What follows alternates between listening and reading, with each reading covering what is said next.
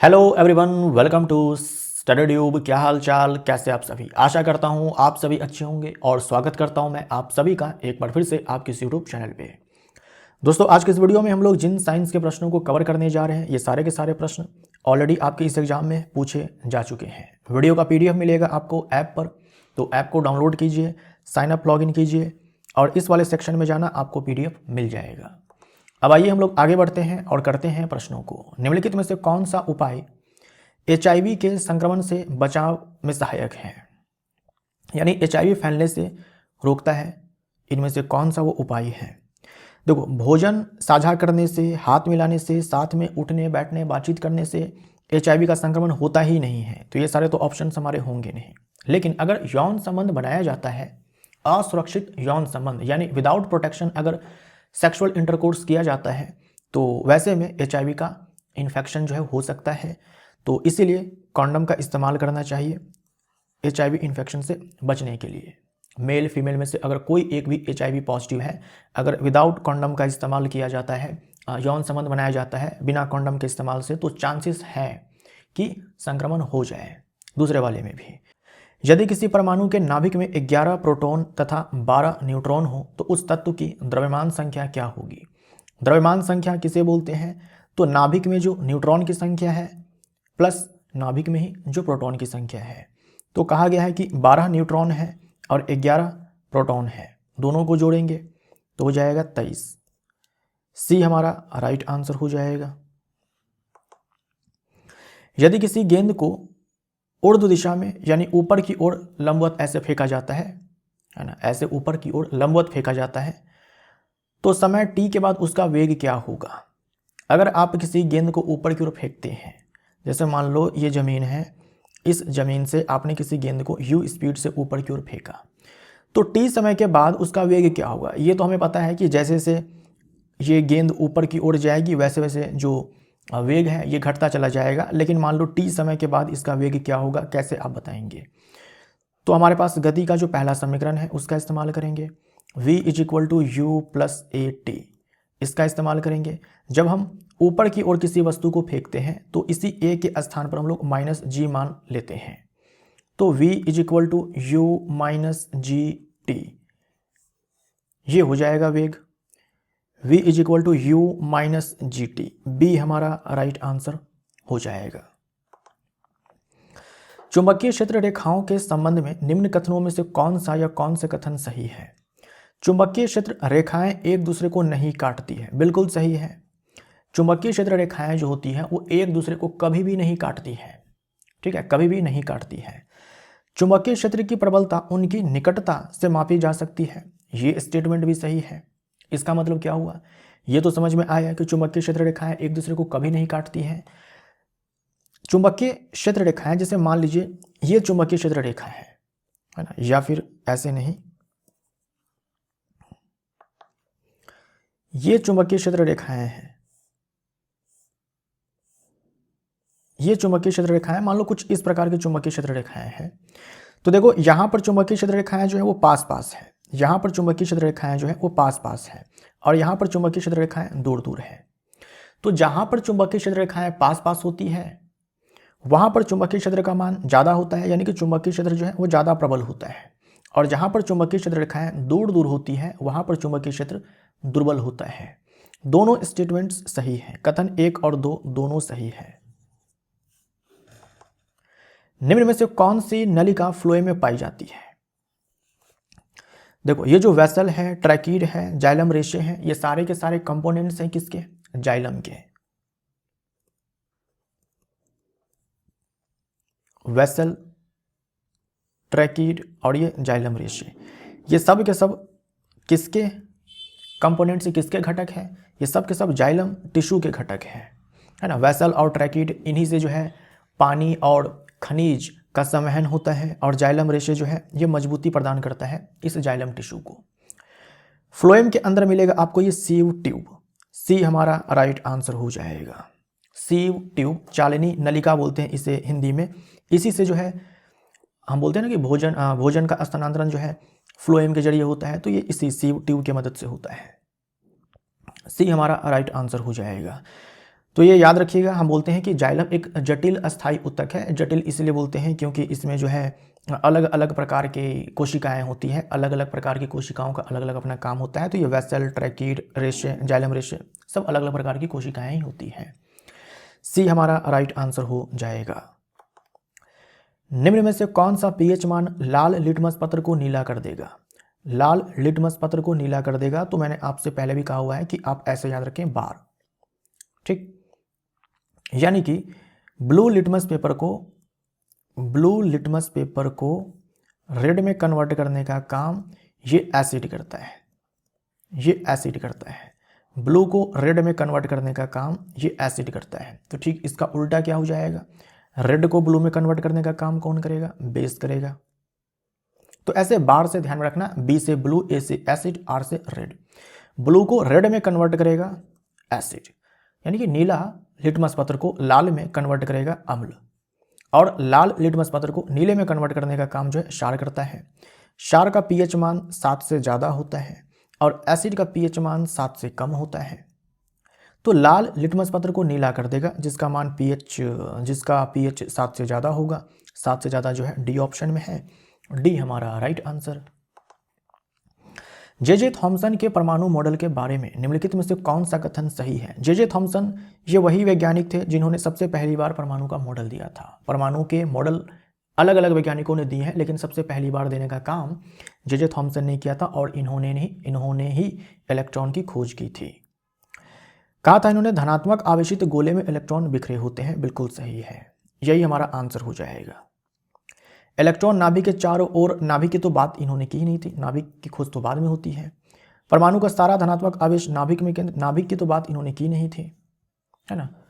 Electron निश्चित ऊर्जा स्तरों में घूमते हैं, ये तो नील्स बोर ने कहा था, है ना। बोर ने जो अपना मॉडल दिया था उसमें यह बात कही गई, इलेक्ट्रॉन निश्चित ऊर्जा स्तरों में घूमते हैं। इलेक्ट्रॉन नाभिक के चारों ओर वृत्ताकार कक्षा में घूमते हैं, ये रदरफोर्ड ने कहा था। रदरफोर्ड के मॉडल में उन्होंने ऐसा कहा था, रदरफोर्ड ने यह कहा था। परमाणु का सारा धनात्मक आवेश नाभिक में केंद्रित होता है, ऐसा रदरफोर्ड ने कहा था। और ये जो लाइन है ना, इलेक्ट्रॉन निश्चित ऊर्जा स्तरों में घूमते, निश्चित कक्षा में घूमते, ऐसा बोर्ड ने कहा था। जे थॉमसन ने क्या कहा था कि जो परमाणु है वो धन आवेशित गोला है जिसमें इलेक्ट्रॉन धंसे होते हैं, बिखरे होते हैं, राइट। धनात्मक आवेशित गोले में इलेक्ट्रॉन बिखरे होते हैं। जैसे तरबूज का लाल खाने वाला भाग पूरे तरबूज में फैला होता है और बीच बीच में बीज आप देखते हो बिखरा हुआ, ठीक वैसे ही जो परमाणु है धन आवेशित गोला है जिसमें इलेक्ट्रॉन धंसे होते हैं, या फिर बोल दो इलेक्ट्रॉन बिखरे होते हैं। ए हमारा राइट आंसर हो जाएगा। कैल्शियम क्लोराइड का सूत्र इकाई द्रव्यमान कितना होता है? सूत्र इकाई द्रव्यमान का मतलब होता है इसका आपको निकाल देना है मास, है ना। जैसे मॉलिक्यूलर मास निकालते हैं, ठीक वैसे ही सूत्र इकाई द्रव्यमान आपको बताना है। सूत्र इकाई द्रव्यमान कैल्शियम क्लोराइड है। अब देखो यहाँ पर ग्राम पर मोल में दिया हुआ है, तो एक्चुअल में यहाँ पर मोलर मास होना चाहिए, मोलर मास होना चाहिए, ना कि सूत्र इकाई द्रव्यमान होना चाहिए। कैल्शियम क्लोराइड है, कैसे निकालेंगे? जैसे मॉलिक्यूलर मास निकालते हैं, कैल्शियम तत्व का एक परमाणु है और एक कैल्शियम परमाणु का जो द्रव्यमान होता है वो 40 होता है, प्लस क्लोरीन के 2 परमाणु हैं, 2 से गुना करेंगे, और एक क्लोरीन का परमाणु द्रव्यमान जो है 35.5 होता है। अब ये 40 हो गया और ये 35.5 गुने में 2 71 हो गया, तो ये 111 हो गया। 111 यूनिफाइड, ये आ जाएगा formula unit mass, formula unit mass. अगर मोलर मास बताना है तो इसी में हम क्या करेंगे, ग्राम लगा देंगे, ये हो जाएगा molar mass, molar mass, right. तो जो ऑप्शंस दिए गए हैं ये मोलर मास के दिए गए हैं, लेकिन सूत्र इकाई द्रव्यमान हम लोग ऐसे लिखते हैं और यू हटा करके जी लगा देना तो मोलर मास आ जाएगा।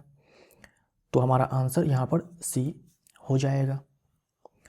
निम्न में से कौन सा गोल्जी काय का कार्य नहीं है? गोल्जी काय, गोल्जी उपकरण भी बोलते हैं, एक कोशिकांग है जिसका काम क्या होता है? अच्छा, नहीं है पूछा है, तो इसका काम नहीं है साधारण शर्करा को जटिल शर्करा में तोड़ना, ये इसका काम नहीं है। बाकी ये सारे के सारे काम जो है गोल्जी उपकरण के हैं। लाइसोसोम का एंजाइम RER बनाने का काम करती है, लेकिन उसको पैक करने का काम गोल्जी उपकरण ही करता है। डी हमारा राइट आंसर हो जाएगा। देखो, एंडोप्लाज्मिक रेटिकुलम में जो पदार्थ बनते हैं गोल्जी उपकरण में पैक किए जाते हैं। एंडोप्लाज्मिक रेटिकुलम में जो पदार्थ बनते हैं उसको पैक करने का काम गोल्जी उपकरण में किया जाता है। उन्हें कोशिका के बाहर तथा अंदर विभिन्न क्षेत्रों में भेज दिया जाता है। पैक करने के बाद ये जो एंडोप्लाज्मिक रेटिकुलम है ये पदार्थ को बनाने का काम करती है, फिर उसको पैक करने का काम जो है गोल्जी उपकरण करता है, और पैक करने के बाद भेज दिया जाता है। कोशिका के बाहर भी भेजा जा सकता है और कोशिका के अंदर ही विभिन्न स्थानों पर भेजा जा सकता है। इस कार्य में शामिल है पुटिका में पदार्थों का संचयन, जो आपको यहाँ पर दिया गया था, रूपांतरण है तथा बंद करना है ना। जो पैकेजिंग है वो पैकेजिंग करना, उसमें पदार्थ को स्टोर करना है ना, मॉडिफाई करना, जैसे प्रोटीन बनाया ईआर ने, लिपिड बनाया उसमें थोड़ा सा मॉडिफिकेशन करना हो, कार्बोहाइड्रेट जोड़ना हो, कुछ चेंज लाना हो, ये सारे जो काम है रूपांतरण के ये गोल्जी उपकरण में किए जाते हैं। पदार्थों का संचयन हो गया और बंद करना, ऐसे पैकेजिंग करना। उसके बाद गोल्जी उपकरण का ये काम भी है सामान्य शक्कर से जटिल शक्कर बनाना। यहां पर देखो क्या दिया गया था, साधारण शर्करा को जटिल शर्करा में तोड़ना नहीं होता है, तोड़ने का काम तो जटिल शर्करा से साधारण शर्करा में होगा ना। कॉम्प्लेक्स को हम लोग सिंपलर में तोड़ते हैं, ना कि सिंपलर को कॉम्प्लेक्स में तोड़ते हैं। तो सामान्य शक्कर से जटिल शक्कर बनाना ठीक। उसके बाद गोल्जी उपकरण के द्वारा लाइसोसोम को भी बनाया जाता है। ये जो लाइसोसोम है ये लाइसोसोम है, इसमें लाइसोसोम का एंजाइम है। ये एंजाइम बनाने का काम जो है RER के द्वारा किया जाता है, और पैकेजिंग का काम जो है गोल्जी उपकरण के द्वारा किया जाता है। तो ये सारे पॉइंट्स जो है आप गोल्जी उपकरण के बारे में ध्यान में रख सकते हो। इस प्रश्न का उत्तर क्या हो जाएगा, डी हो जाएगा। प्रत्येक अलग प्रतिध्वनि सुनने के लिए मूल ध्वनि और परावर्तित ध्वनि के बीच न्यूनतम समय अंतराल कितना होना चाहिए। तो अगर आप स्पष्ट प्रतिध्वनि सुनना चाहते हैं तो जो मूल ध्वनि है और जो परावर्तित होकर के ध्वनि आपके कानों में आएगी उसके बीच में अंतर कितना होना चाहिए, 0.1 सेकंड का होना चाहिए, यानी कि 1/10 सेकंड का होना चाहिए। जैसे आपने कुछ बोला वो आपने सुना, फिर जो आपने बोला वो आवाज़ आगे जाती है, फिर टकरा करके आपके कानों में आती है। तो जो आपने सुना और जो टकरा करके आपने सुना उनके बीच में अंतर जो है 0.1 सेकंड का होना चाहिए, मिनिमम 0.1 सेकंड का होना चाहिए। इससे ज़्यादा हो तो भी आप स्पष्ट प्रतिध्वनि सुन पाएंगे। अगर 0.1 सेकंड के भीतर ही टकरा करके आप सुन लेते हैं, वैसे में आपको स्पष्ट प्रतिध्वनि सुनाई नहीं पड़ेगी, क्योंकि जो हमारा मस्तिष्क है वो अंतर नहीं कर पाएगा कि मूल ध्वनि कौन है और प्रतिध्वनि कौन है। निम्न में से कौन सा न्यूटन के तृतीय नियम का उदाहरण नहीं है। न्यूटन के तृतीय नियम तीसरे नियम का उदाहरण नहीं है। तो न्यूटन के गति का जो तीसरा नियम है वो क्या कहता है कि क्रिया बल और प्रतिक्रिया बल ये दोनों आपस में बराबर होते हैं, दिशा में विपरीत होते हैं, अलग अलग वस्तुओं पर लगते हैं। तो नाव का आगे की ओर बढ़ना, तो नाव का आगे की ओर बढ़ना ये बिल्कुल सही है। नाव चलाने के लिए जो पानी को पुश किया जाता है ऐसे, तो बदले में नाव जो है आगे की ओर बढ़ती है। बंदूक से गोली या रॉकेट का आगे बढ़ना ये भी न्यूटन की गति के तीसरे नियम पर आधारित है। बंदूक से गोली या रॉकेट का आगे बढ़ना, जब बंदूक से बुलेट को फायर किया जाता है तो बंदूक की तरह बुलेट पर फोर्स लगाया जाता है, बदले में बुलेट भी बंदूक पर फोर्स लगाता है, जिससे बंदूक पीछे की ओर झटका खाता है। रॉकेट का ऊपर की ओर जाना, गैस को नीचे की ओर छोड़ा जाता है, बदले में गैस जो है ऊपर की ओर रॉकेट पर बल लगाती है। धरती पर चलना ये भी इसी नियम पर आधारित है, बोल सकते हैं। जब हम अपने पैरों से अर्थ को पीछे की तरफ पुश करते हैं चलते समय, ऐसे हम पीछे की तरफ धक्का मारते हैं पृथ्वी पर, तो बदले में पृथ्वी जो है हमारे पैरों पर धक्का आगे की ओर लगाती है। पैर को हिलाने पर फल का गिरना ये पहले नियम पर आधारित है, जिसे हम लोग जड़त्व का नियम कहते हैं। डी हमारा राइट आंसर हो जाएगा। डी हमारा राइट आंसर हो जाएगा। निम्नलिखित में से किस जीव में कीटनाशी की सांद्रता सबसे अधिक होती है। निम्नलिखित में से किस जीव में कीटनाशी की सांद्रता सबसे अधिक होती है। तो जैव आवर्धन बायो मैग्निफिकेशन के ऊपर यह सवाल है। कीटनाशी, यहाँ पर ये जो कीटनाशी है ये अजैव निम्नीकरणीय है, जैसे कि DDT।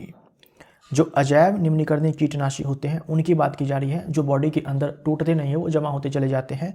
तो कोई सा भी फूड चैन हो उसमें सबसे टॉप पर सबसे टॉप पर जो जीव आते हैं उनमें ये कीटनाशी सबसे ज़्यादा जाकर के जमा होते हैं। इस प्रोसेस को जो है कहा जाता है बायो मैग्निफिकेशन, जैव आवर्धन। तो अगर हम इन सारे से फूड चैन बनाएं तो सबसे नीचे तो घास आएगा, क्योंकि ये उत्पादक है।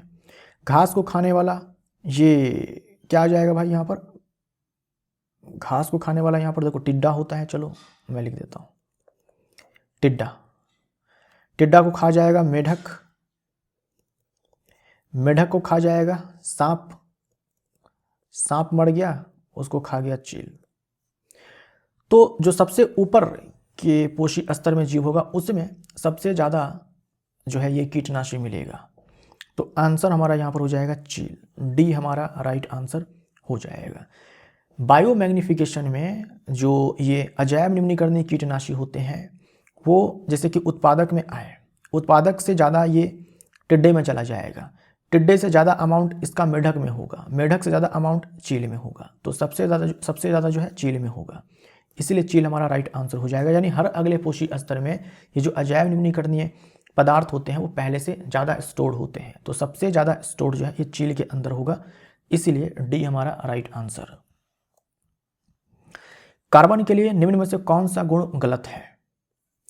इसमें आयनिक बंध होते हैं, ये गलत है। इसमें सह संयोजक बंध होते हैं, तो आंसर हमारा ए हो जाएगा। यह एकल, द्विव तथा त्रिबंध बना सकता है। कार्बन जो है double bond, triple bond, single bond, ये तीनों ही बॉन्ड्स जो है बनाता है, ये तो सही है। इसमें श्रृंखलाबद्ध होने का गुण होता है, लंबे लंबे चैन बनाने का गुण होता है जिसे हम लोग कैटिनेशन बोलते हैं, ये भी है, ठीक है। यह चतुर संयोजक हो सकता है, चतुर संयोजक हो सकता है। टेट्रावैलेंट तो है ही, इसकी वैलेंसी 4 है, कार्बन की वैलेंसी कितनी 4 है, टेट्रावैलेंट है। ए हमारा राइट आंसर हो जाएगा, ये स्टेटमेंट गलत है। कास्टिक सोडा का प्रयोग निम्न में से किस उद्योग में किया जाता है? कास्टिक सोडा हम लोग किसे बोलते हैं? यह सामान्य नाम है सोडियम हाइड्रोक्साइड का, कास्टिक सोडा हम लोग इसे बोलते हैं। इसका इस्तेमाल कागज उद्योग में किया जाता है ना, साबुन उद्योग में किया जाता है, कपड़े बनाने में किया जाता है, उर्वरक उद्योग में नहीं होगा। इसमें जो है बोल सकते हो कि अमोनिया का इस्तेमाल किया जाता है और अमोनिया को बनाने में हाइड्रोजन का इस्तेमाल किया जाता है। निम्नलिखित में से कौन प्राकृतिक पारिस्थितिकी तंत्र का उदाहरण है? तो आंसर है 1, ए हमारा राइट आंसर नेचुरल इकोसिस्टम का उदाहरण है। हाइड्रोपोनिक कृषि, हाइड्रोपोनिक कृषि का मतलब क्या होता है? जल में पौधों को उगाना, जल में पौधों को उगाना। जैसे मिट्टी में हम लोग पौधों को उगाते हैं, मिट्टी में पौधों को ना उगा करके जल में पौधों को उगाया जाएगा, उससे हम लोग हाइड्रोपोनिक बोलते हैं। जो भी पोषक तत्व मिट्टी से मिलते हैं वो जल में डाल दिए जाते हैं और जो जड़ें हैं वो जल में ही निकल आते हैं, उससे हम लोग हाइड्रोपोनिक्स बोलते हैं। ये आंसर नहीं होगा। एक्वेरियम जो हम लोग घरों में लाते हैं वो मानव निर्मित पारिस्थितिकी तंत्र होता है। ग्रीन हाउस भी हमारा आंसर नहीं होगा, ए हमारा राइट आंसर हो जाएगा। एक वस्तु पर 10 न्यूटन का बल लगता है और वह 5 मीटर विस्थापित होती है, किया गया कार्य कितना होगा?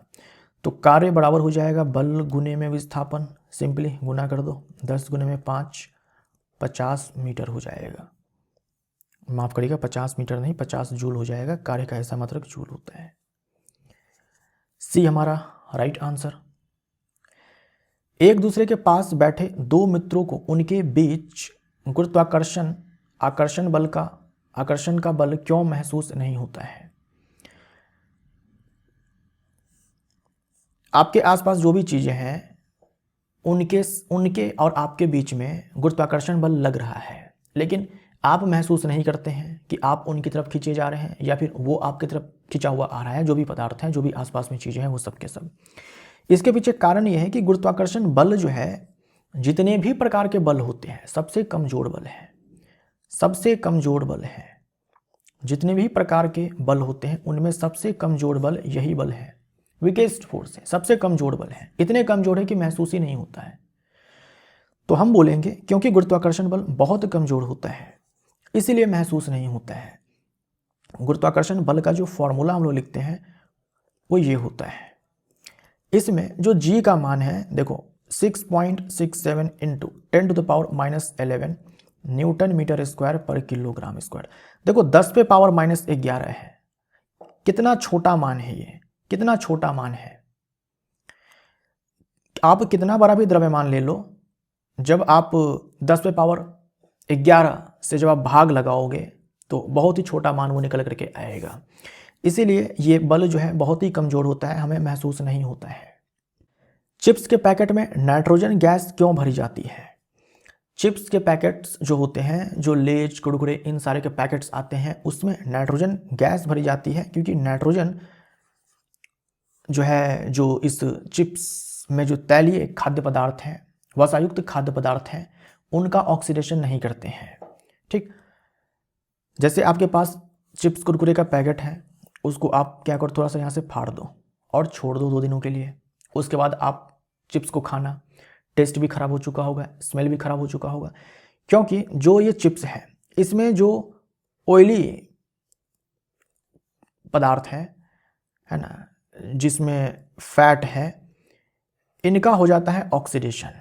ये जो आपने फाड़ दिया है तो इसके अंदर जो है हवा घुस जाती है, हवा में क्या है, ऑक्सीजन है। ये ऑक्सीजन जो है इसको ऑक्सीडाइज कर देती है, ऑक्सीडाइज कर देती है, जिससे इसका टेस्ट खराब हो जाता है, स्मेल खराब हो जाता है। इस प्रोसेस को हम लोग रेंसिडिटी बोलते हैं, विकृत गंधिता बोलते हैं। हिंदी में क्या बोलते हैं, विकृत गंधिता, रेंसिडिटी बोलते हैं। इसीलिए चिप्स और कुरकुरे के पैकेट में ऑक्सीजन को हटा करके नाइट्रोजन गैस फिल किया जाता है ना। क्या फिल किया जाता है, नाइट्रोजन गैस फिल किया जाता है ताकि ऑक्सीडेशन ना हो। तो ए हमारा राइट आंसर हो जाएगा। हाइड्रोकार्बन को जलाने से क्या प्राप्त होता है? हाइड्रोकार्बन ये वो कार्बनिक यौगिक होते हैं जिसमें आपको केवल कार्बन और हाइड्रोजन मिलता है। तो हाइड्रोकार्बन को अगर आप जलाते हैं ऑक्सीजन के प्रेजेंस में, तो अगर पूर्ण दहन होता है तो बनेगा कार्बन डाइऑक्साइड और जल बनेगा। साथ में जो है ऊर्जा मुक्त होती है, साथ में ऊर्जा मुक्त होती है। तो बी हमारा राइट आंसर हो जाएगा। अगर किसी परिपथ में विद्युत विभव 5 वोल्ट और प्रतिरोध 10 ओम हो तो विद्युत धारा कितनी होगी? आपको विभवांतर दिया गया है, आपको प्रतिरोध दिया गया है और आपसे धारा जो है पूछी गई है। तो I बराबर V बट्टे में R हो जाएगा, 5 बट्टे में 10, ये 0.5 एम्पियर हो जाएगा। सही है ना? V का मान 5 है, R का मान 10 है, 0.5 एम्पियर। कोई भी ऑप्शन में है नहीं आंसर। चलो ये आंसर हो जाएगा हमारा 0.5 एम्पियर। उपकला ऊतक का मुख्य कार्य क्या होता है? उपकला ऊतक, एपिथेलियम या फिर एपिथेलियल टिश्यू का मुख्य कार्य क्या होता है? तो मैंने आपको बता रखा है, इसे कहा जाता है कवरिंग एंड प्रोटेक्टिंग टिश्यू। ठीक, कवर करने का काम, प्रोटेक्ट करने का काम ये टिश्यू जो है करता है। तो शरीर की सुरक्षा करना और ढकने का काम करना, कवरिंग टिश्यू बोलते हैं, प्रोटेक्टिंग टिश्यू बोलते हैं इस उपकला ऊतक को। जो हमारी त्वचा है ये प्रोटेक्शन का काम जो है कर रही है, हमारे बॉडी को ढकने का काम जो है ये कर रही है, और ये खुद अपने आप में क्या है, एपिथेलियल है, एपिथेलियम है, एपिथेलियल टिश्यू है। बी हमारा राइट आंसर हो जाएगा। ध्वनि की प्रकृति के बारे में निम्न में से कौन सा कथन सही है? ध्वनि अनुप्रस्थ तरंग होती है, गलत हो जाएगा। अनुप्रस्थ तरंग होती है, गलत हो जाएगा।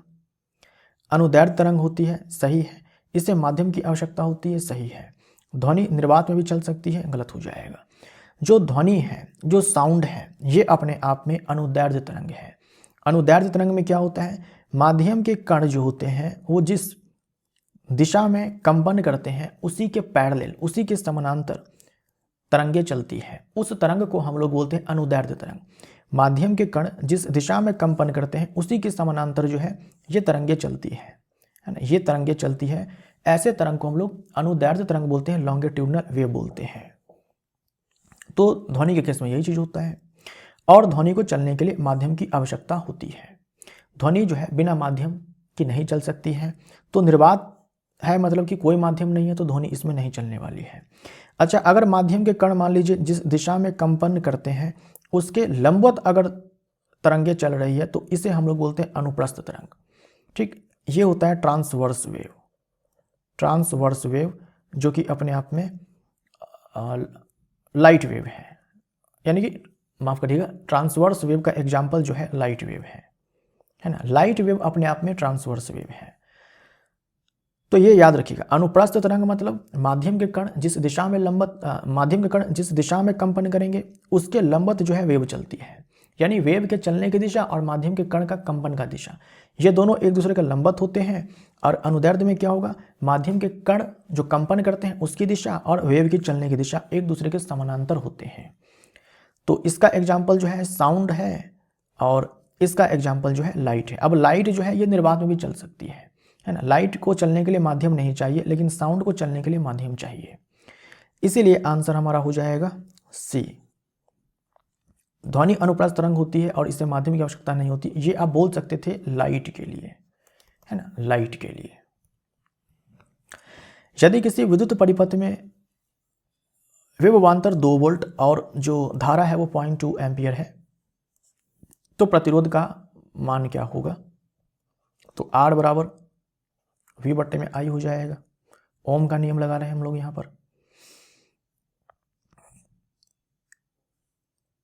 V का मान 2 है, I का मान 0.2 है, ये हो जाएगा 10 ओम। बी हमारा राइट आंसर। आंख में उपस्थित लेंस का मुख्य कार्य क्या होता है? तो हमारे आंख में जो लेंस है यानी जो अभिनेत्र लेंस है उसका मुख्य कार्य क्या होता है? प्रकाश की किरणों को अपसारित करना, फैलाना? नहीं, ये काम नहीं होता है। जो अभिनेत्र लेंस है ये अपने आप में उत्तल लेंस होता है जिसका काम होता है प्रकाश की किरणों को अभिसरित करना, है ना, फोकस पे ले जा करके। तो प्रकाश की किरणों को फोकस करना हमारे रेटिना पर, प्रकाश किरणों का परावर्तन करना, प्रकाश किरणों की तीव्रता बढ़ाना, ये सब नहीं होगा। बी हमारा राइट आंसर हो जाएगा। लेंस से अपवर्तन होता है ना कि परावर्तन होता है, और अपवर्तन के बाद वो सारी की सारी किरणें जो रेटिना पर जाकर के फोकस होती है। महिलाओं में निषेचन कहाँ होता है? तो महिलाओं में निषेचन फैलोपियन ट्यूब में होता है। सी हमारा राइट आंसर हो जाएगा। फैलोपियन ट्यूब जो है ये संख्या में कितने हैं? ये संख्या में 2 है, और इसी में निषेचन की प्रक्रिया जो है वो होती है। शुक्राणु और अंडाणु का जो संलयन है उसी को हम लोग निषेचन बोलते हैं, जो कि फैलोपियन ट्यूब में होता है। यदि किसी वस्तु पर असंतुलित बल लगाया जाता है तो उस वस्तु पर क्या प्रभाव पड़ेगा? असंतुलित बल लगाया जाता है यानी वस्तु पर लगने वाले जितने भी बल हैं उन सारे का जो योग है, कुल है, वो 0 नहीं होगा। अगर 0 नहीं होगा तो उस बल को हम लोग असंतुलित बल बोलेंगे, राइट। और जब असंतुलित बल लगता है तो क्या होगा? वस्तु की गति अथवा दिशा में परिवर्तन होगा। बिल्कुल सही है, वस्तु स्थिर अवस्था में पहुंच जाएगी। ऐसा हो सकता है कि वस्तु जो है स्थिर अवस्था में पहुंच जाए, यह भी संभव है, यह भी संभावना है, ठीक। वस्तु की गति अथवा दिशा में परिवर्तन होगा, बिल्कुल। अगर वस्तु एक समान वेग से चल रही है और आप चाहते हैं उसके गति को बढ़ाना, घटाना या फिर रोकना या फिर उसके डायरेक्शन को चेंज करना, तो आपको कौन सा बल लगाना होगा? असंतुलित बल लगाना होगा, ठीक। संतुलित बल लगा करके आप नहीं कर पाएंगे। जैसे मान लीजिए कि ये कोई गाड़ी है, इस वाले डायरेक्शन में 10 मीटर पर सेकंड के वेग से ये गाड़ी जो है वो चल रही है, कांस्टेंट वेलोसिटी है ना, डायरेक्शन भी फिक्स और ये स्पीड भी फिक्स। अगर मान लीजिए आप इधर से इस पर फोर्स लगाते हो 100 न्यूटन का, सेम टाइम में आप इधर से भी फोर्स लगा देते हो 100 न्यूटन का, तो क्या होगा? क्या जो इसका वेग है वो बढ़ेगा, घटेगा, या फिर जो चलने की दिशा है वो बदल जाएगी? तो कुछ नहीं होगा, क्योंकि आपने इधर से 100 न्यूटन फोर्स लगा दिया, इधर से लगा दिया, ये दोनों बल जो है परिमाण में बराबर है, दिशा में विपरीत है, इनका जो सम आएगा वो 0 आएगा। इस पर लगने वाला जो नेट फोर्स है वो 0 है, ठीक है। अभी मैं ये जो नीचे की ओर वेट है और ऊपर की ओर जो फोर्स है उसको हटा दे रहा हूँ, उसको आप भूल जाइए, केवल यही 2 फोर्स लग रहा है मानकर चलो आप, तो नेट फोर्स जो है यहाँ पर 0 हो जाएगा। ये संतुलित बल है। हाँ, अगर आप चाहते हो कि इसके स्पीड को बढ़ा दूं तो आपने इधर से 100 न्यूटन लगाया ना, तो इधर से आप ज़्यादा लगा दो, सॉरी कम लगाओ। इधर से आपने ज़्यादा लगाया, इधर से कम लगाओ। मान लो आपने इधर से 100 लगाया, इधर से 90 आपने लगा दिया, तो इसका नेट इधर की ओर आएगा 10 न्यूटन का। तो जिधर गाड़ी चल रही है उधर ही आपने फोर्स लगा दिया तो स्पीड पहले से बढ़ जाएगी। कम करना चाहते हो तो इधर वाले को ज़्यादा रखो, इधर वाले को कम रखो। नेट जो है 0 नहीं आना चाहिए, कुल मिलाकर बात यह है। वैसे केस में आप गति को बदल सकते हो और दिशा में भी आप परिवर्तन ला सकते हो। इसको आप रोक भी सकते हो, लेकिन हमें जो है इन चारों में अगर चुनना हो, ये तो होगा ही नहीं, है ना। ये तो वस्तु का आकार बदलेगा पर गति अपरिवर्तित रहेगी, तो आकार भी हम बदल सकते हैं, है ना। आकार भी हम बदल सकते हैं, आकार तो हम लोग संतुलित बल लगा करके भी बदल सकते हैं, कोई इसमें दिक्कत नहीं है। इन दोनों में हमें बी को चुनना है, क्योंकि यहाँ पर लिखा है वस्तु स्थिर अवस्था में पहुँच जाएगी। हम लगा करके स्थिर अवस्था में पहुँचा सकते हैं, लेकिन हमें वस्तु की गति अथवा दिशा में परिवर्तन होगा, ये काम भी हम कर सकते हैं, और इन दोनों में हम लोग बी ऑप्शन को चूज करेंगे। मैंने आपको कॉन्सेप्ट समझा दिया कि अगर आप किसी वस्तु को रोकना चाहते हैं या फिर गति में लाना चाहते हैं, स्पीड को बढ़ाना घटाना चाहते हैं, गति की दिशा परिवर्तित करना चाहते हैं, आपको असंतुलित बल लगाना होगा।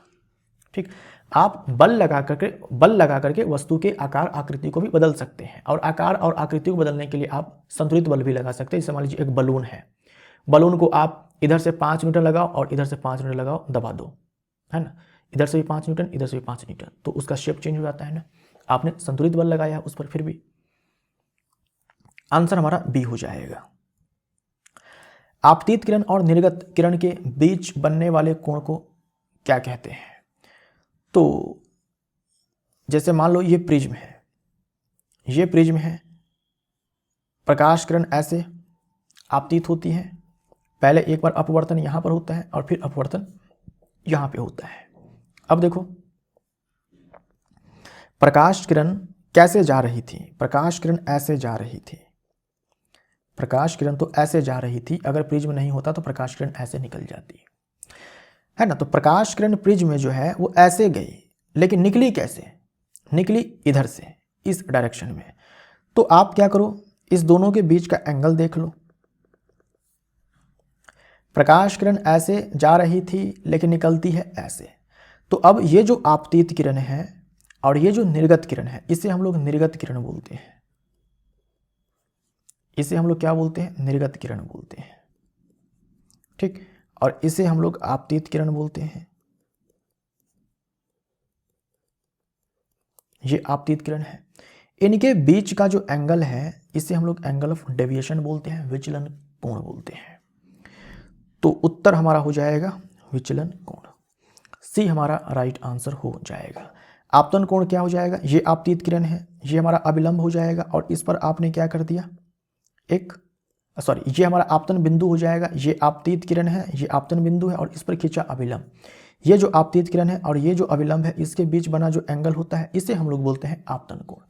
और ये अभिलंब है और ये अपवर्तित किरण है, इसे हम लोग बोलेंगे अपवर्तन कोण। ठीक है, सी हमारा राइट आंसर हो जाएगा। निर्गत कोण भी जो है आप यहाँ पर देख सकते हो, इस वाले अगर हम इसको इंटरफेस लेते हैं तो इधर हमारा ग्लास है और इधर हमारा एयर है, ये आपतन बिंदु हो जाएगा इस वाले इंटरफेस पे, है ना। ये ए, ये बी, ये सी, ये जो AC इंटरफेस है, इस इंटरफेस के लिए ये हमारा आपतन कोण हो जाएगा, ये हमारा अपवर्तन कोण हो जाएगा। तो यहाँ पर भी हम चाहें तो एक अभिलंब ऐसे खींच सकते हैं। इस वाले इंटरफेस के लिए ये हमारा आपतन कोण हो जाएगा। ठीक, अगर हमने इसको I माना है तो I1, तो इसको मैं I2 बोल देता हूँ। और ये अभिलंब और ये जो अपवर्तित किरण है, जिसे हम लोग निर्गत किरण बोल रहे हैं, इसके बीच का जो एंगल होगा इसे हम लोग एंगल ऑफ इमर्जेंस बोलते हैं, निर्गत कोण बोलते हैं। इसे आप जो है अपवर्तन कोण भी बोल सकते हो। इसको मैंने R2 बोल दिया, अगर इसको हम R1 बोलते हैं तो। ठीक, तो बहुत ही सिंपल है, अभिलंब और ये निर्गत किरण के बीच के एंगल को हम लोग क्या बोलते हैं? निर्गत कोण बोलते हैं। सी हमारा राइट आंसर।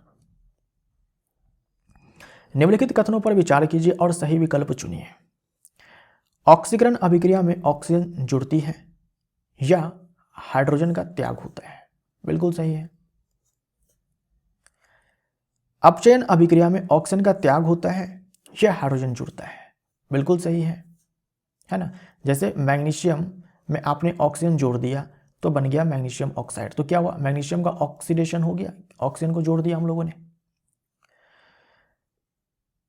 अपचयन अभिक्रिया में ऑक्सीजन का त्याग होगा, हाइड्रोजन जुड़ेगा। ये दोनों ठीक अपोजिट हैं। ऑक्सीजन का जुड़ना ऑक्सीडेशन, निकलना रिडक्शन।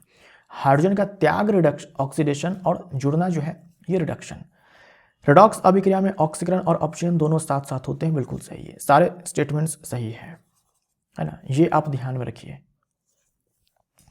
ऑक्सीजन का जुड़ना ऑक्सीडेशन, हाइड्रोजन का निकलना ऑक्सीडेशन। ऑक्सीजन का निकलना रिडक्शन, हाइड्रोजन का जुड़ना रिडक्शन, अपचयन। एक ही अभिक्रिया में अगर आपको ऑक्सीकरण और अपचयन, ऑक्सीकरण और अवकरण, है ना, यानी कि उपचयन और अपचयन दोनों देखने को मिलता है तो हम उसे रेडॉक्स अभिक्रिया बोलते हैं। जैसे एक अभिकारक, दो अभिकारक है, एक अभिकारक का ऑक्सीकरण हो जाएगा, दूसरे का जो है अवकरण हो जाएगा, तो उसे हम लोग रेडॉक्स अभिक्रिया बोलेंगे। जो रेडॉक्स है, इसके नाम में ही रिडक्शन और ऑक्सीडेशन है, RED रिडक्शन, OX से ऑक्सीडेशन। तो दोस्तों यहाँ पर ये वीडियो समाप्त होता है। अब हम लोग मिलते हैं पार्ट 20 में। Thank you so much.